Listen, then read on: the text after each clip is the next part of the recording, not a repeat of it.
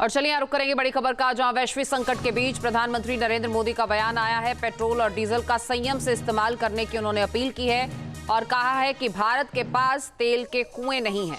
हमें विदेशी मुद्रा बचाने पर जोर देना होगा। 1 साल तक आप विदेश जाने का विचार त्याग दें। 1 साल तक सोने की खरीद ना करें। खेती में केमिकल का इस्तेमाल कम करें। वैश्विक संकट के इस समय में हमें कर्तव्यों को सर्वोपरि रखते हुए कुछ संकल्प लेने होंगे और उन संकल्पों को पूरे समर्पण भाव से पूरा करना होगा।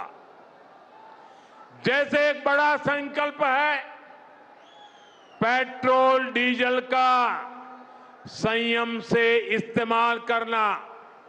साथियों, हमें पेट्रोल डीजल का उपयोग कम करना होगा। शहरों में जहां मेट्रो है वहां हम तय करें कि हम मेट्रो का ही उपयोग करेंगे, ज्यादा से ज्यादा मेट्रो में ही जाएंगे।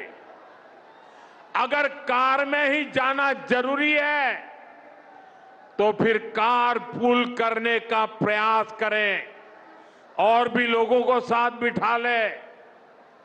अगर हमें कहीं सामान भेजना हो तो कोशिश करनी है कि वह ज्यादा से ज्यादा रेलवे गुड्स के जो ट्रेन होती है रेलवे की सर्विसेज से भेजे, ताकि इलेक्ट्रिक रेलवे होने के कारण पेट्रोल डीजल की जरूरत नहीं पड़ती है। जिन लोगों के पास इलेक्ट्रिक व्हीकल है वो भी कोशिश करें कि इलेक्ट्रिक व्हीकल का ज्यादा से ज्यादा उपयोग करें। साथियों, हमने कोरोना के समय में वर्क फ्रॉम होम की, ऑनलाइन मीटिंग्स की, वीडियो कॉन्फ्रेंस की, ऐसी अनेक व्यवस्थाएं विकसित की और हमें आदत भी हो गई थी। आज समय की मांग ऐसी है कि उन व्यवस्थाओं को हम फिर से शुरू करें तो वो देश हित में होगा। Work from home, online conferences, virtual meetings, इनको हमें फिर से प्राथमिकता देनी है। साथियों, आज जो संकट है उसमें हमें विदेशी मुद्रा बचाने पर भी बहुत जोर देना होगा, क्योंकि दुनिया में पेट्रोल डीजल इतना ज्यादा महंगा हो गया है, पहले से कई गुना ज्यादा कीमतें बढ़ गई है। तो हम सबका दायित्व है कि पेट्रोल डीजल की खरीद पर जो विदेशी मुद्रा खर्च होती है, पेट्रोल डीजल बचाकर हमें वो मुद्रा भी बचानी है। तेलंगाना के राज्यपाल श्रीमान शिव प्रताप शुक्ला जी, राज्य के मुख्यमंत्री श्रीमान रेवंत रेड्डी जी, केंद्रीय मंत्रिमंडल के मेरे साथी जी किशन रेड्डी, बंडी संजय कुमार, संसद के मेरे साथी कोंडा विश्वेश्वर रेड्डी जी, तेलंगाना सरकार के मंत्री, अन्य जनप्रतिनिधि, देवी और सज्जनों, साइबराबाद का सामर्थ्य नेशनल भी है और ग्लोबल भी है। ये तेलंगाना के और देश के तेज विकास का प्रमुख केंद्र है। इसलिए आज साइबराबाद से तेलंगाना को देश का एक बड़ा मैन्युफैक्चरिंग पावर हाउस बनाने के लिए अनेक बड़े प्रोजेक्ट शुरू हो रहे हैं। आज जिन प्रोजेक्ट्स का शिलान्यास और लोकार्पण हुआ है, इससे यहां हजारों हजार नए रोजगार बनेंगे और तेलंगाना की कनेक्टिविटी भी सशक्त होगी। मैं तेलंगाना की जनता को इन प्रोजेक्ट्स के लिए बहुत बहुत बधाई देता हूं। साथियों, आज भारत रिफॉर्म्स एक्सप्रेस पर चल रहा है। साथ ही आज का भारत आधुनिक इंफ्रास्ट्रक्चर भी बना रहा है। जहीराबाद इंडस्ट्रियल एरिया के निर्माण के पीछे भी यही लक्ष्य है। ये इंडस्ट्रियल एरिया, इंडस्ट्रियल कॉरिडोर विकसित करने के भारत सरकार के राष्ट्रीय अभियान का हिस्सा है। ये एक प्रकार से इंडस्ट्रियल स्मार्ट सिटी बनने जा रहा है। यहां वर्ल्ड क्लास इंफ्रास्ट्रक्चर होगा, बेहतरीन पावर सप्लाई होगी, एडवांस आईसीटी नेटवर्क होगा, यानी दुनिया भर के निवेशकों के लिए यहां हर वो सुविधा होगी जो इंडस्ट्री के लिए उन्हें जरूरी है। इन सुविधाओं के निर्माण के लिए भारत सरकार के हजारों करोड़ रुपए लगेंगे और तेलंगाना, हैदराबाद के हजारों नौजवानों को रोजगार का माध्यम बनेगा। यहां बनने वाली गाड़ियां, मशीनरी, यहां लगने वाले फूड प्रोसेसिंग उद्योग, ये तेलंगाना के श्रमिकों और किसानों को भी सशक्त करेंगे। साथियों, अतीत में जब भारत दुनिया की बहुत बड़ी इकोनॉमी था, तब हमारे वस्त्र उद्योग की बहुत बड़ी भूमिका थी। अब हम अपनी उस विरासत को फिर से सशक्त कर रहे हैं। वारंगल का पीएम मित्र पार्क देश में टेक्सटाइल क्रांति को गति देगा।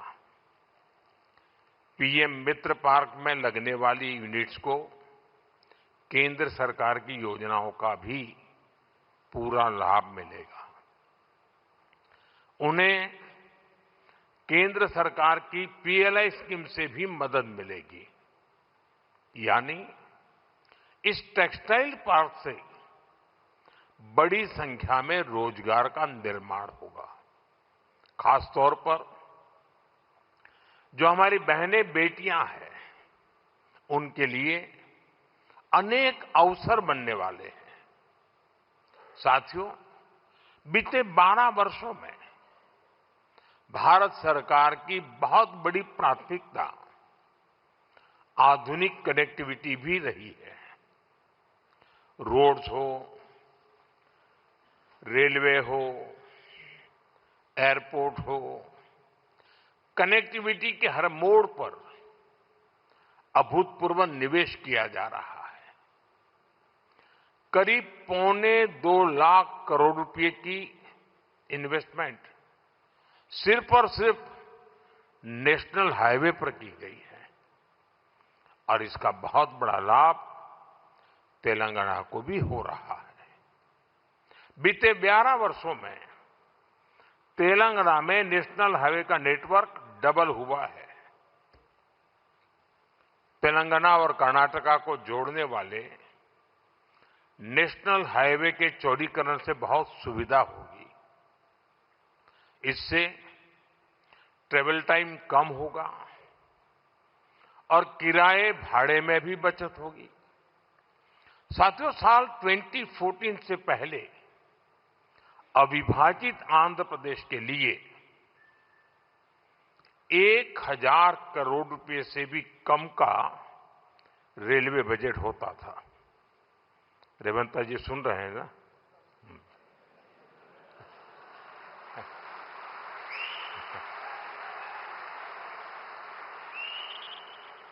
संयुक्त आंध्र के समय रेलवे का बजट 1000 करोड़ रुपए से भी कम था।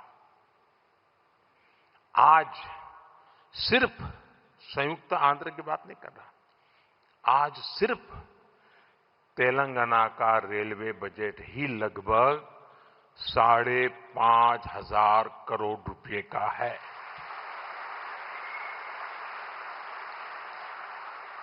वर्तमान में करीब 50,000 करोड़ रुपए के रेल प्रोजेक्ट्स पर यहां काम चल रहा है। तेलंगाना में 5 वंदे भारत और 6 अमृत भारत ट्रेनें भी चल रही हैं। साथियों, अभी कुछ देर पहले Kazipet Vijayawada multi tracking project के कुछ सेक्शन का लोकार्पण हुआ है। इसके अलावा Kazipet rail under bypass line का भी राष्ट्र को समर्पित की गई है। इन सुविधाओं से सफर भी आसान होगा और ट्रांसपोर्टेशन की गति भी तेज होगी। साथियों, 21वीं सदी की इस दुनिया में बिना ऊर्जा सब काम ठप पड़ जाता है। एनर्जी सिक्योरिटी का क्या महत्व है, ये आज दुनिया का हर व्यक्ति महसूस कर रहा है। इसलिए भारत की एनर्जी सिक्योरिटी पर हमारी केंद्र सरकार अभूतपूर्व निवेश कर रही है। मलकापुर में इंडियन ऑयल के नए टर्मिनल का उद्घाटन इसी दिशा में एक बड़ा कदम है।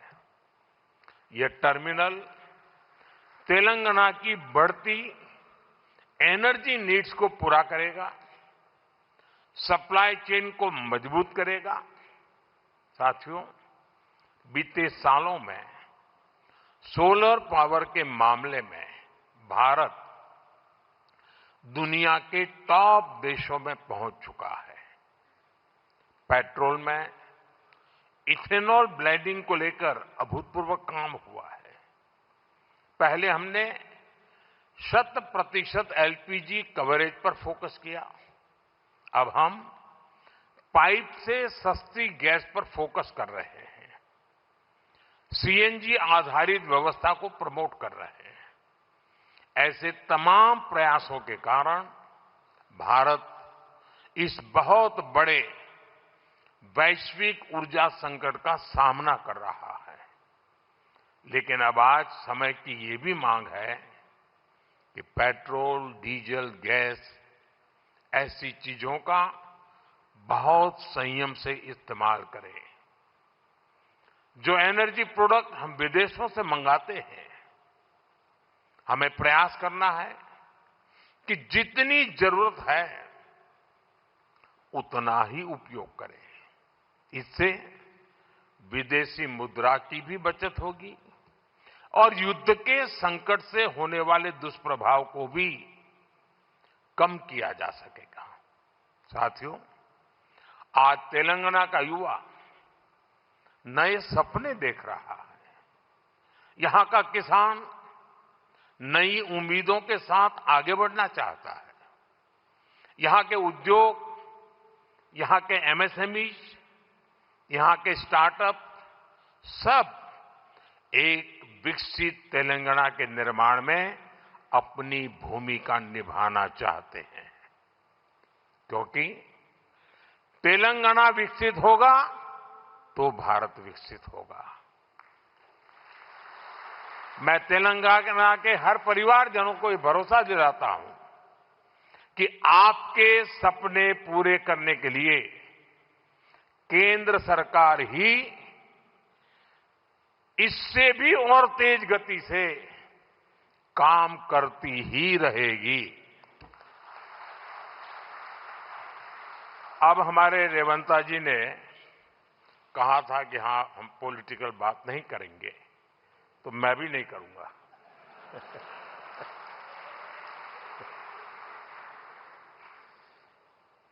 और इसलिए नॉन पॉलिटिकल बात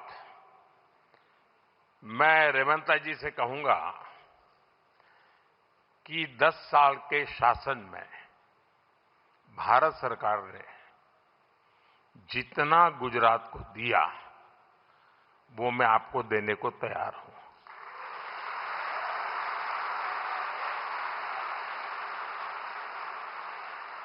लेकिन मेरी जानकारी से मैं आपको बता देता हूं कि जैसे ही मैं ऐसा करूंगा, आपको जो अभी मिल रहा है वो आधा हो जाएगा।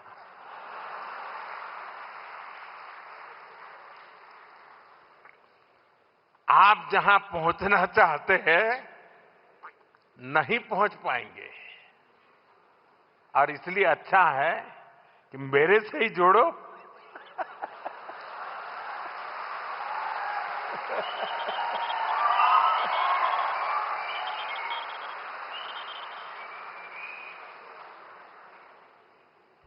साथियों, हमारा एक पक्का विश्वास है कि डेमोक्रेसी में राज्यों में अलग अलग प्रकार की सरकारें होना कोई बुरी चीज नहीं है, लेकिन देश के विकास के लिए राज्यों का विकास भी उतना ही महत्वपूर्ण है। राज्यों के विकास के बिना देश का विकास संभव ही नहीं है, और इसलिए हमारी सारी योजना के केंद्र बिंदु में राज्यों का विकास हो, तेज गति से विकास हो, उस भाव को लेकर के हम सब मिलकर के चलें और 2047 विकसित भारत का सपना हम अपनी आंखों के सामने सिद्ध होता देखें, यही मेरी सबको शुभकामना है। बहुत बहुत धन्यवाद।